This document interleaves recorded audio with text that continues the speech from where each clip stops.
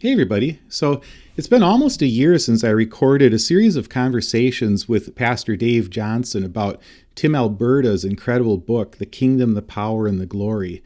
And those conversations were fascinating and encouraging to me at the time. And they laid a foundation for pretty much everything that I did on this channel in 2024. We recorded these even before I knew that I'd be writing a Christian case against Donald Trump. So this channel had about 350 subscribers back then, which means most of the current subscribers probably haven't seen these videos, and I think they're really important to understanding this channel. So I'm re-releasing them now because I want to provide a way to step back and do some thinking about the bigger picture of how the church got to where we are today and how we can fulfill our calling to be a blessing in the days to come, no matter who's president. So enjoy. Welcome to the Culture, Faith, and Politics podcast. I'm here once again with Pastor Dave Johnson from Church of the Open Door. My name is Pat Kahnke, and we've been talking for the last few weeks about Tim Alberta's book, The Kingdom, the Power, and the Glory, American Evangelicals in an Age of Extremism. Today we're talking about Chapter 3, which is very much about Jerry Falwell Sr., Jerry Falwell Jr., the founding of the Moral Majority, Liberty University, some of the scandals that have come up at Liberty University, and really just some of the principles that went into founding the Moral Majority and that university. And so it's going to be an interesting discussion with Dave. Welcome, Dave. Hey, Good to Pat. see you. Good to be back with you. Yeah.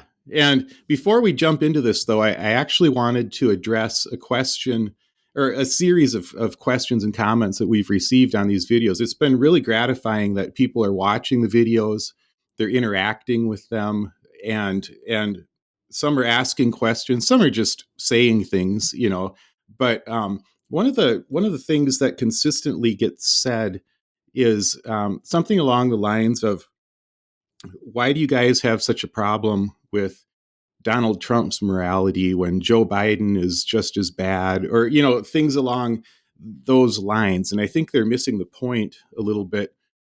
But I think that some of what we've said has maybe led people to think that that this is all about just thinking Donald Trump has a bad character or whatever. Because I think Dave and I both, when we got into first, like when I made the decision to oppose Donald Trump in 2016, a lot of it was about these character issues, and but something much larger than that has come into play in the years since. That's really gotten me to be outspoken. And the main thing I would say about it is the lies. It's not just, like people can say, well, all politicians lie, but there's something about the MAGA movement that goes much deeper than that. And I feel like it's important to just point that out here in response to some of these questions that we've gotten. The MAGA movement is an authoritarian movement. By definition, it is, if you study authoritarianism. And one of the main weapons or tools that authoritarians are going to use is undermining the very concept of truth.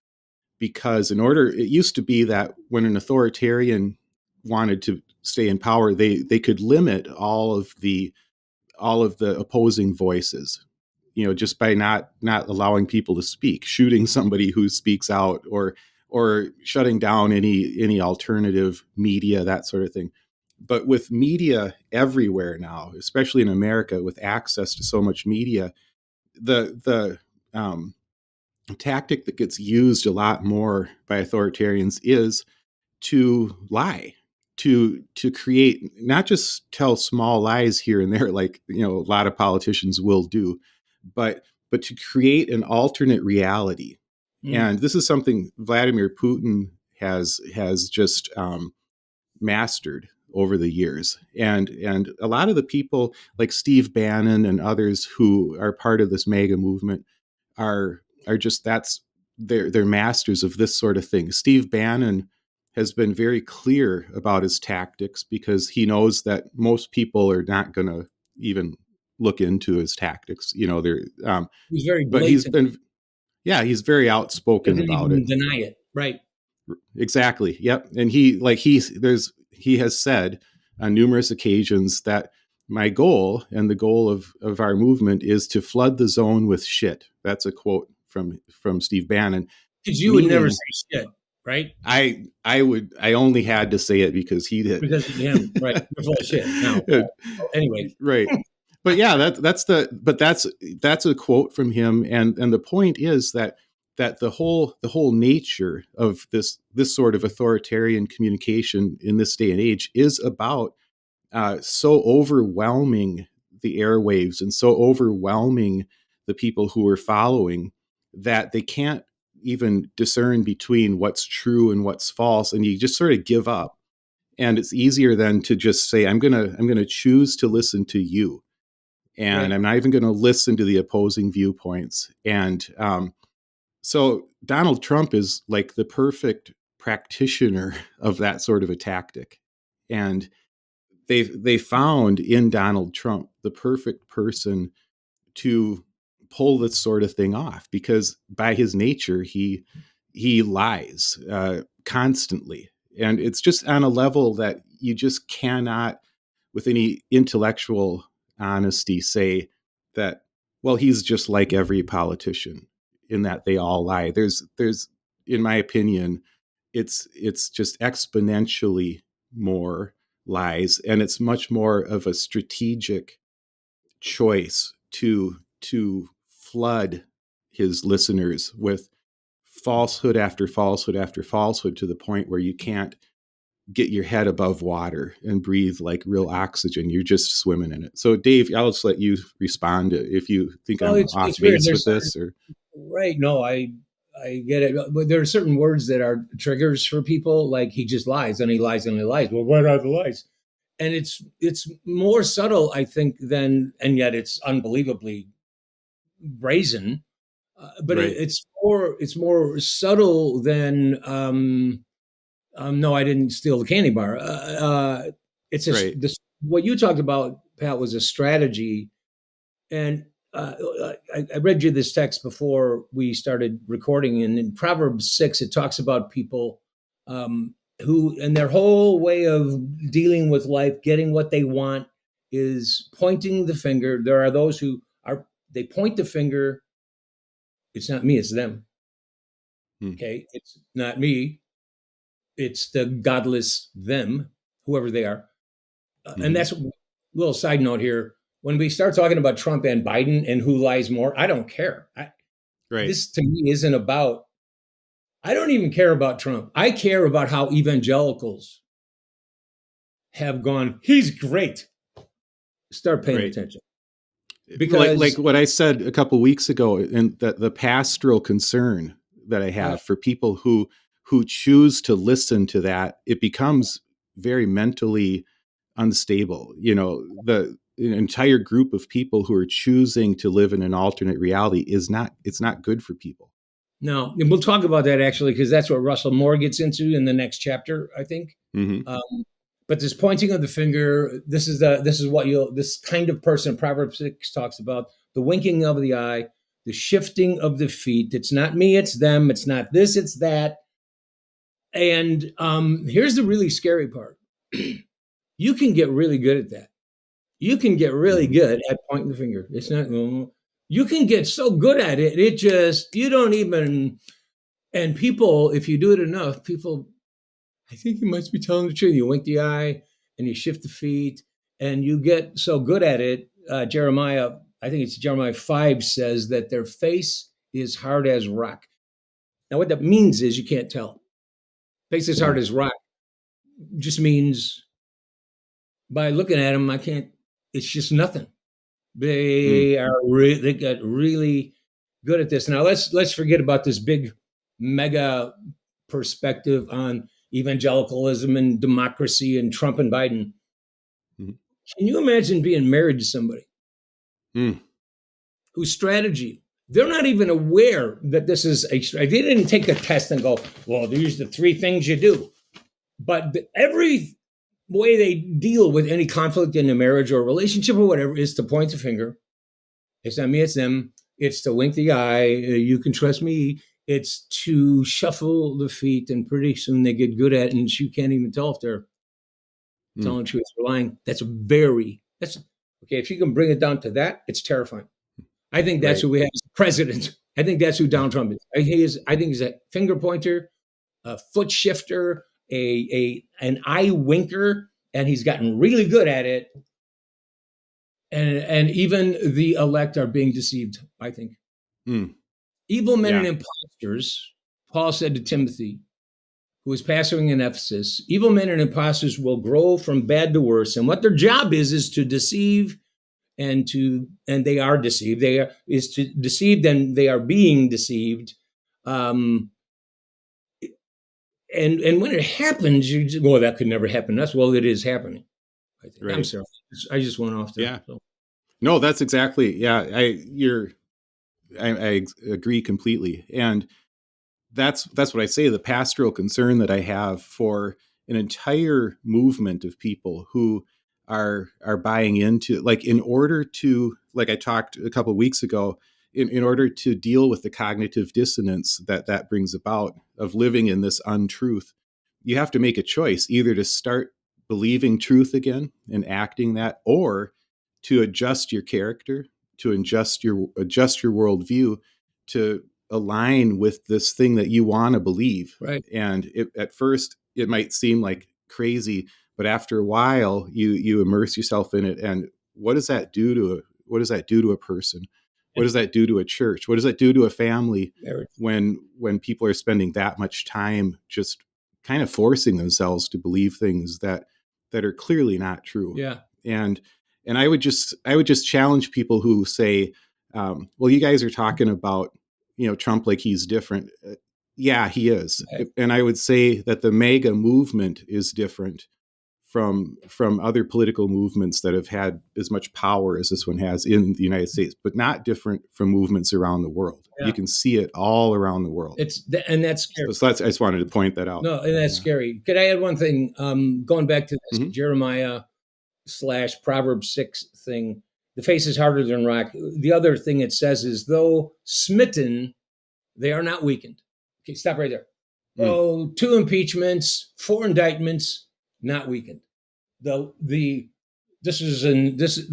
claims of being a witch hunt and this is politically motivated. No, he broke the law, but doesn't matter. Though smitten, though indicted, though impeached, not weakened, though consumed, not taken correction. We're seeing it in living color. So, yeah. Sorry. Thank you, Dave. That's great. Yeah.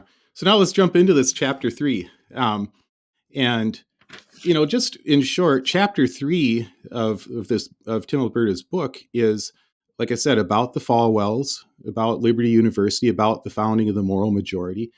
And rather than take you through step by step this chapter, I just want to really recommend that people read this chapter, because there's so much in here that's about it's very eye-opening.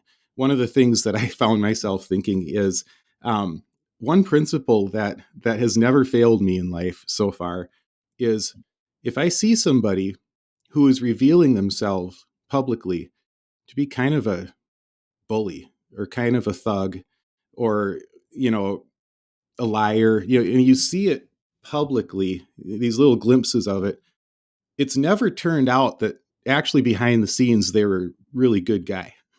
It's all they're always a lot worse behind the scenes than you thought. Yeah. And this is a chapter that really gets into that about the Falwells. And I would just recommend reading it, because I don't want to just sit here and just air all of the Falwells' dirty laundry. But I do want to get into, with Dave, a couple of the key points. Yeah. But if you want to see the dirty laundry, read the chapter. Yeah. Tim Alberta does a great job. And he's not just gratuitously airing dirty laundry. He's actually pretty careful about it, because I know some of these stories, and he was actually pretty careful in not going into all the tawdry details. But he does touch on them. So, so one of the themes, first of all, that I think comes through pretty clearly about the Falwells, and I want to get Dave's input on this, is it seems pretty clear to me that they're not neither of them, Jerry Falwell Sr.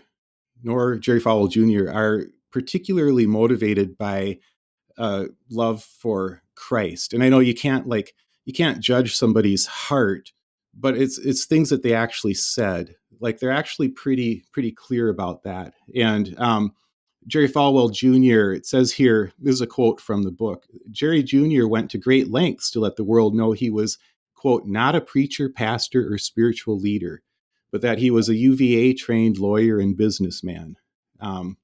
So that's just, that theme comes through with both of these guys. Yeah. Could I just add one thing? Mm-hmm. Yeah. I think my impression of, just from what I read of Jerry Falwell Sr. Mm-hmm.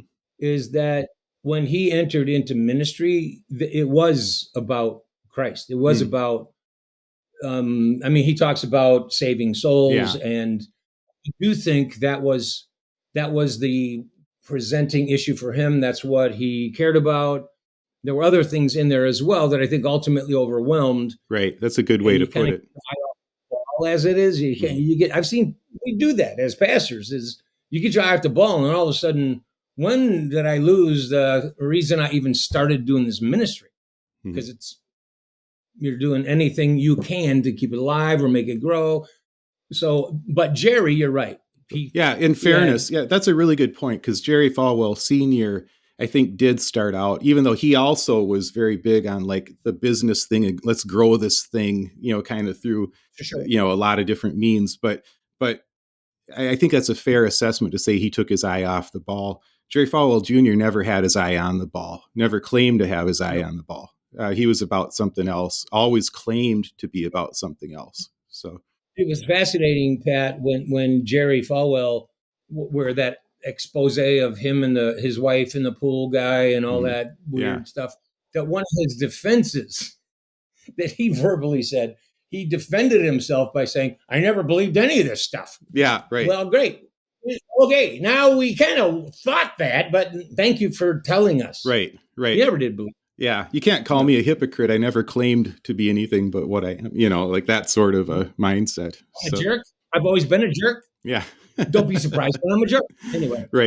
Right. So, but that theme comes through a lot. And you and I had talked, Dave, about how this concept of what are you building? Whose kingdom are you building? I kind of want to hear your thoughts on that, because this comes through quite a bit in this chapter. Yeah. Well, Pat, one of the reasons I brought that up, I think he's building his own kingdom, but he's using, the name of God to build his kingdom, is I've seen it before. And it's something you can't tell right away because, well, I'm not going to go deep into it, but there was a guy here in town, and I kind of came into Open Door when he was coming into his ministry thing in another church in town. And it was a big church. And I just knew the guy, and I'm going, I would just say to people I knew, the guy's building his own kingdom. I mean, there's nothing wrong with a big church. There's nothing wrong with that. But there was an ego involved. And I could just tell he was building his own kingdom. Ultimately, it did unravel. And because I think God is light, in him there is no darkness. The movement of God is always to reveal what has been hidden, to shout from the rooftops what has been whispered. And that's what happened to this guy I'm talking about. But I think one of the things that I think can help people discern these kinds of dynamics when they see them is that, okay, I'll just say this phrase I told you earlier. I think sometimes why we do what we do matters at least as much as what we do. So what we're doing is building a really big church and a massive university, state-of-the-art, D1 football team. What's wrong with that? Absolutely nothing. Why you're doing it matters. What's really driving that? They have these little slogans at Liberty, building champions for Christ. Right. Okay, really? Is that really what we're doing? Here's my illustration that opens up the principle to make you suspicious of what you look at sometimes. And I think we should be actually not suspicious, but discerning. Yeah. Yeah. I bring flowers home to my wife. Good. That's a good thing, right? Yeah. Why? Undeniably But good why? thing.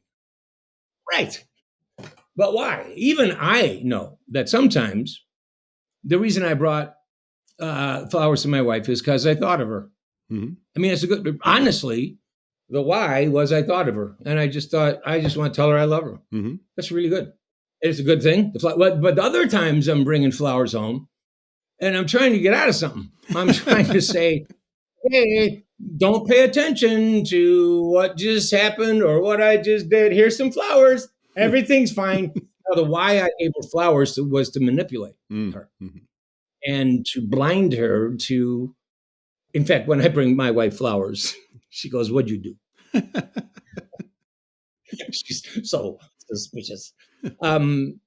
So you build a big church. What drove it? What was behind the driving of that? Well, it could start out as being God, and all of a sudden it's my ego and my need to be seen and known. And I'm telling you, that creeps in so fast, and it's endemic, pandemic. What is it? It's Endemic, all over. Yeah. Pat, you're a pastor. You go to pastors' conference. Mm-hmm. How big is yours? Church. Right. Yeah. Right. All the time. How many are you running? Yeah. Yeah. So it's like what I mean. There's something of my validating me by how massive and big or whatever it is, and that is evident in spades in the story of senior and junior Falwell. Right. That's one thing. And another major theme of this chapter is just, I think it's really obvious just from the outside, but it's good that the chapter talked about, is how so much of what they're doing is building the Republican Party. Like, I mean, that it's just a major, and one of my first experiences with Jerry Falwell Jr., because again, I was like, when I was a pastor, for those 20 years, like I've talked about, I didn't really follow the political news at all. I was forcing myself not to. And, but I had a thing happen where a guy one day, this was during it was 2015. It was during the primaries, I think, still.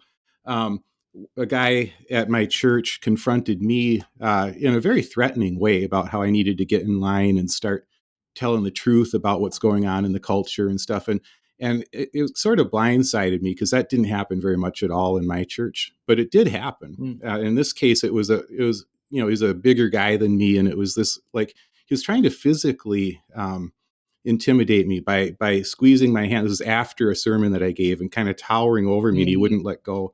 And he was saying, you need to start preaching the truth, and I'm going to be watching you, and you need to talk about what's going on in this culture. What was the truth? Well, what was the truth you weren't telling? The things that he brought up were some of these political, social type issues, and again, it sort of blindsided me because we weren't like that at my church. We just didn't.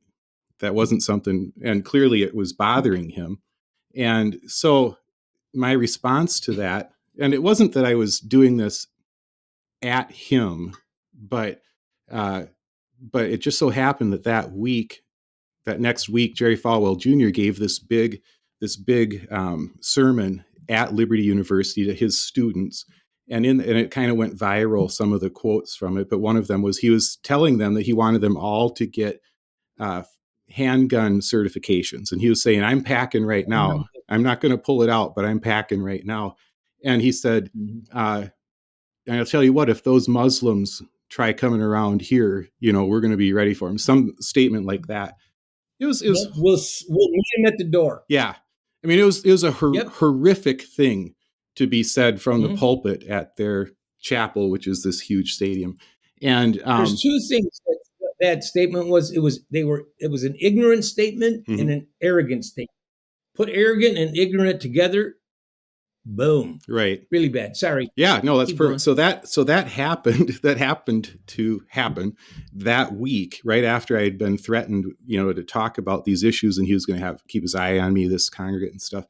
And I think I had just had enough. So it wasn't that this was directed at him. Well, it sort of was, but it was more directed at the issue.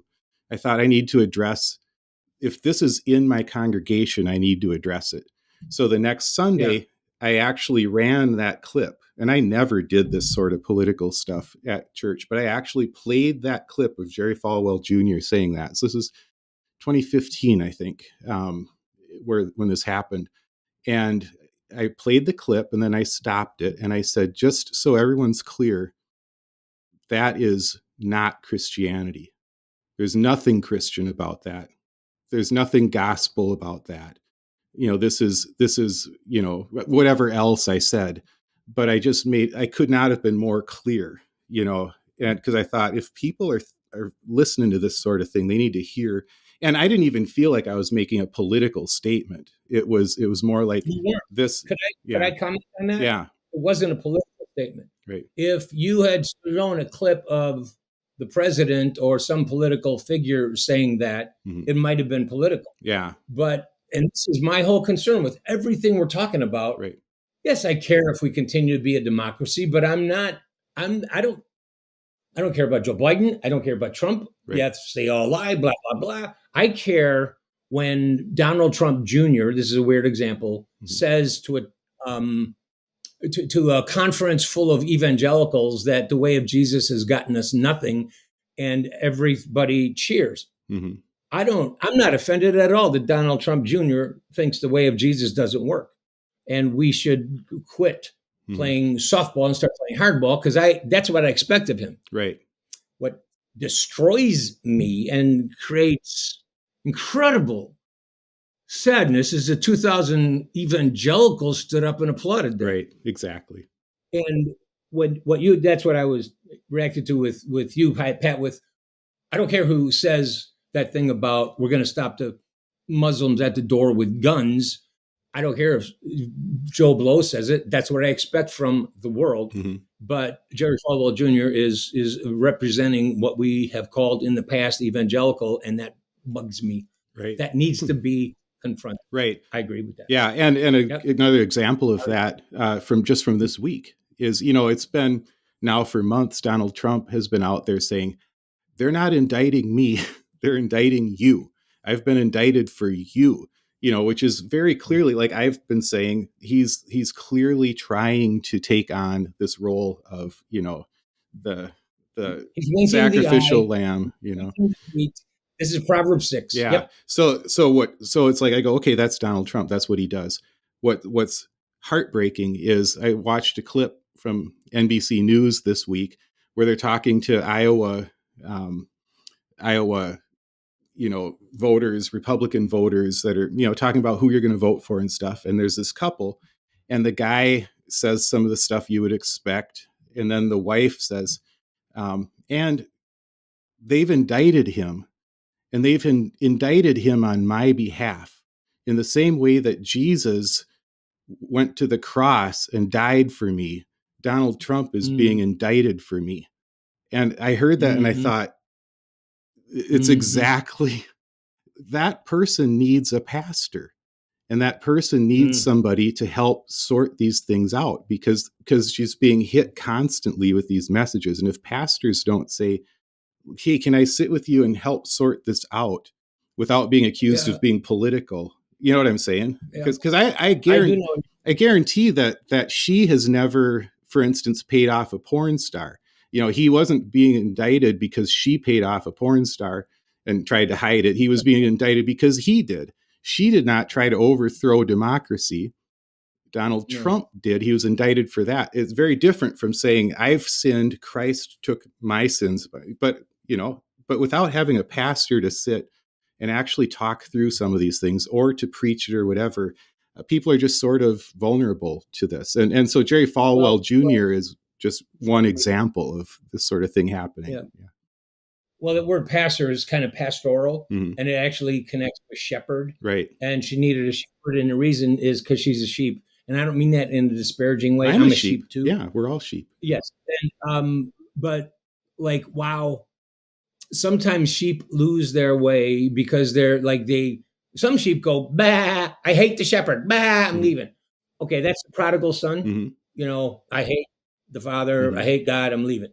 Most sheep get lost because they smelled something. Oh, that smells good, and they follow it, and then and I just think people have followed the wrong shepherd. But here, Jesus said something that, and this bugs me relative to the kind of person you just talked about. Jesus said, "My sheep hear my voice, and they know me." So, what voice are you listening to? Right. We have people who've been seduced by voices, other voices than the voice of Jesus that we hear in the Bible, and they don't even know it, and it's frightening. Right. God bless them.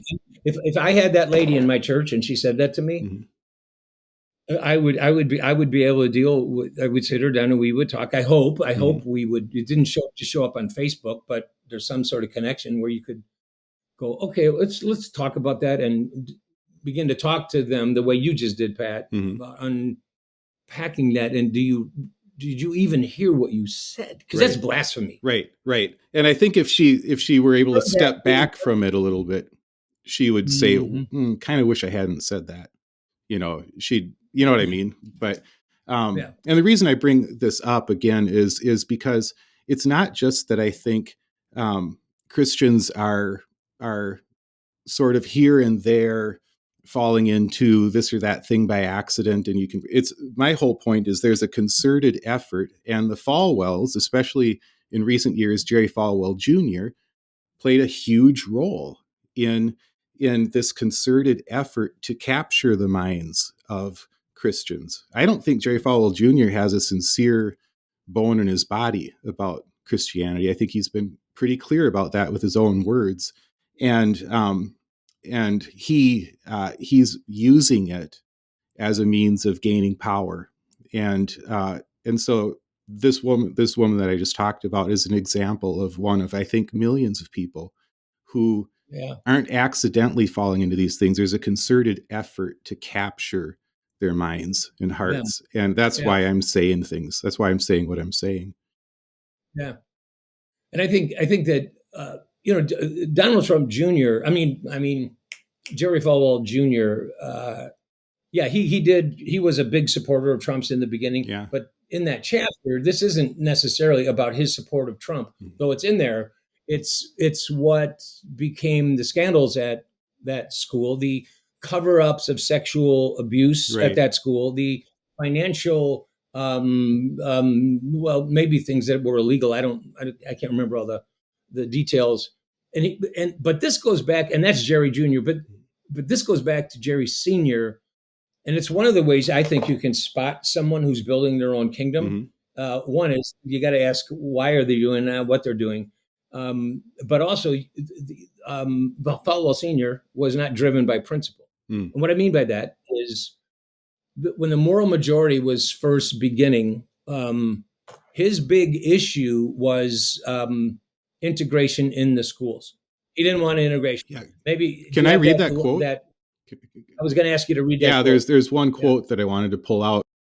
So this is a quote from the book, and Tim Alberta writes, "In truth, Falwell had never been apolitical. Back in 1958, just his second year of pastoring, Falwell denounced the Brown versus Board of Education Supreme Court decision of 1954, saying, quote, the devil himself was pushing integration and that, quote, the true Negro did not want it.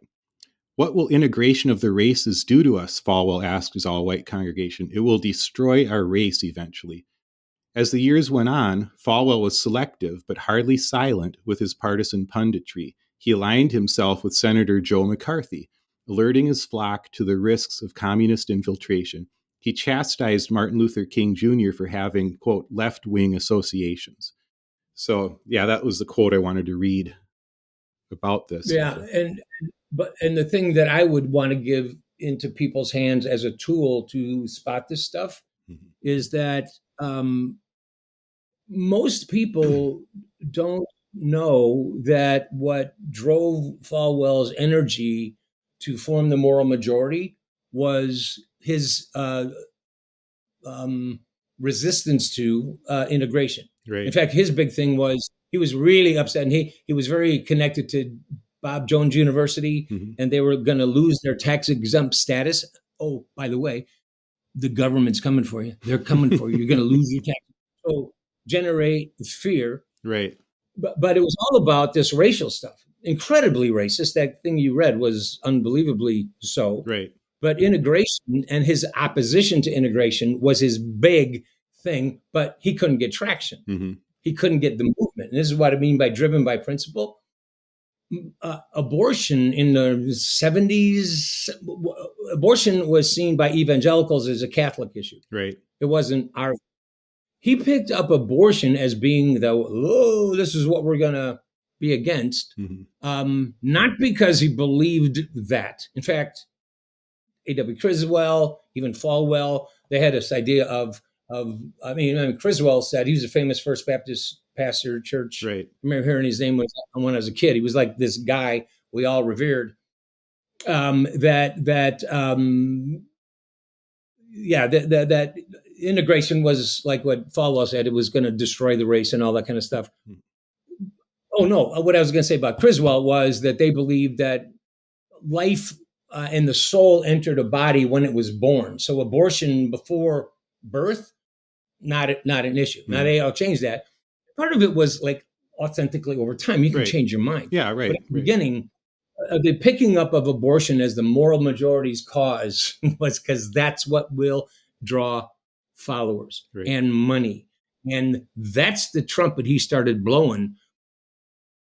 And I'm against abortion too, but you can spot this false leadership and what turns into actually spiritual abuse is when you have somebody after you scratch, they're not what the reason they're making the decisions they're making is not because they're not being driven by principle. They're not being driven by it's the right thing to do. And I don't care if everybody leaves, I'm doing the right thing. Mm-hmm. They don't think like that. Right. Right. Yeah. So that I just think it's important to point that out about the founding of the moral majority. And, and again, it's not like we want to be careful. I think both of us, when we talk about this, the issue of race is you can't oversimplify these things and say, oh, the moral majority was founded in racism or whatever. But it's important to understand that this is part of the history of this, and you see it play out in different ways over the years as you study this stuff. Another thing, and I don't want to go too in depth here and make this too long, because I want people to read the chapter because I think it's worth reading.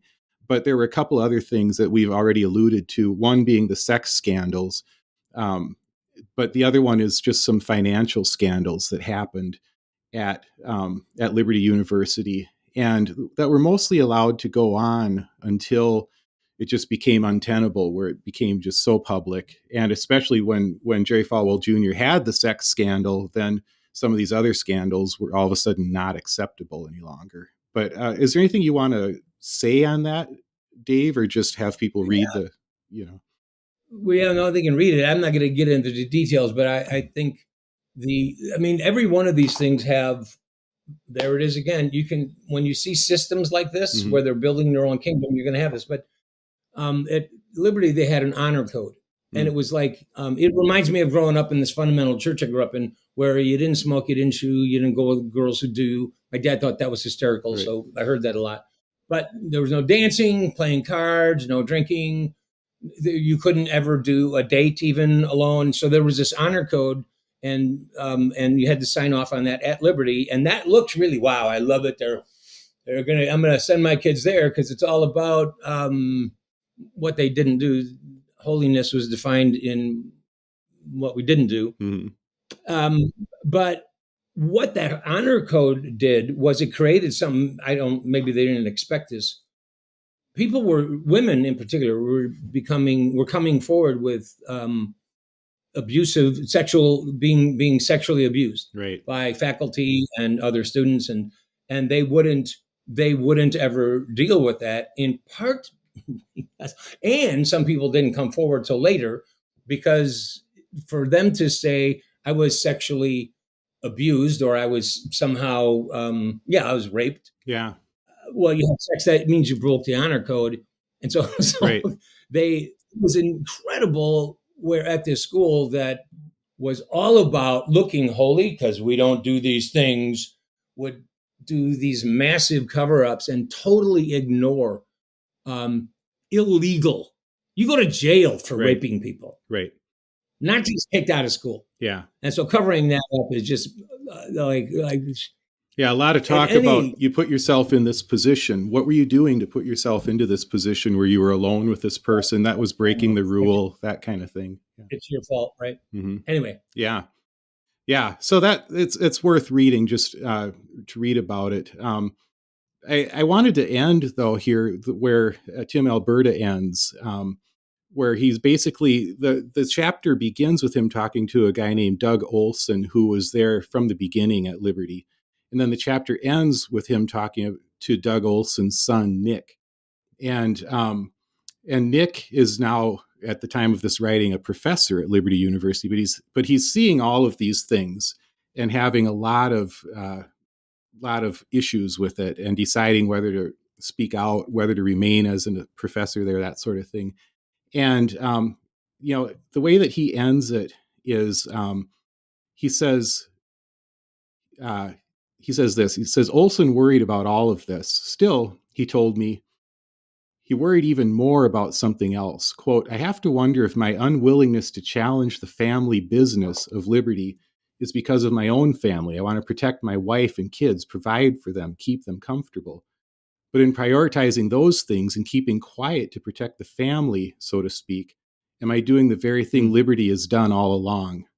And Alberta writes, this comparison, Liberty as a mafia, the Falwells as ruthless dons, was so provocative that Olson looked surprised with himself for having invited it, which I just think, it's got to, when you realize I'm in this system, that's just very much an abusive system. Yeah.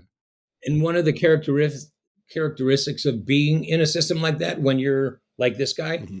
is you smell it, but you keep pushing it away and you think you're crazy. Yeah. This can't be. It can't be. Oh no, it can't be.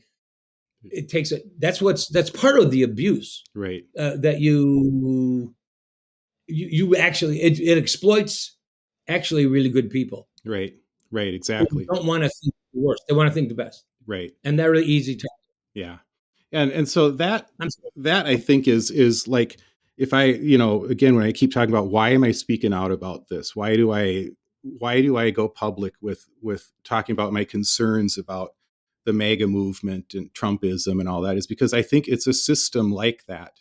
It's, you look at it's at every level of the system. So within churches, I just know so many people who've had to leave their churches because they were unwelcome because they dared to speak out against some of these things. And so there's that abusive system right there where it's like, no, you protect the leader. I'm talking about even politically, or, to share an unpopular opinion. It's like, it's become very much about protecting Donald Trump, protecting the party that's fighting for our values and all that kind of stuff.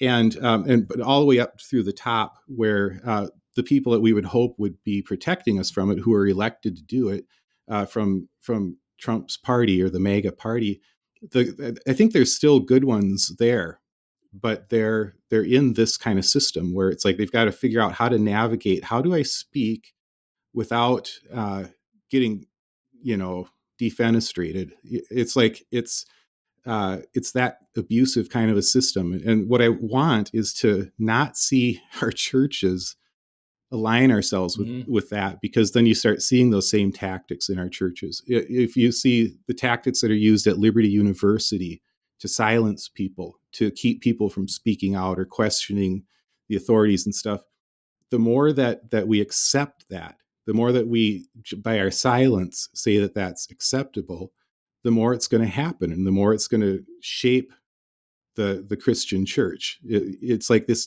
it can't be tolerated. It needs to be opposed when we see this sort of abusive structure that I think Tim Alberta outlines really clearly in this chapter about Liberty University. Yep. All right. So with that, thank you, Dave. And you bet. We'll do this again in a few days where we're going to get into chapter 4, which is about Russell Moore. And it's another great chapter. And the nice thing about this is it's a chapter about somebody that I have a lot of respect for. And we need to see this. We need to see role models. We need to see people who are trying to figure out how to be helpful and constructive in the midst of some of these difficult things. So this chapter on Russell Moore is going to be great next time. So thanks, Dave. Yep. Talk to you soon. You bet, Pat. All right. You bet.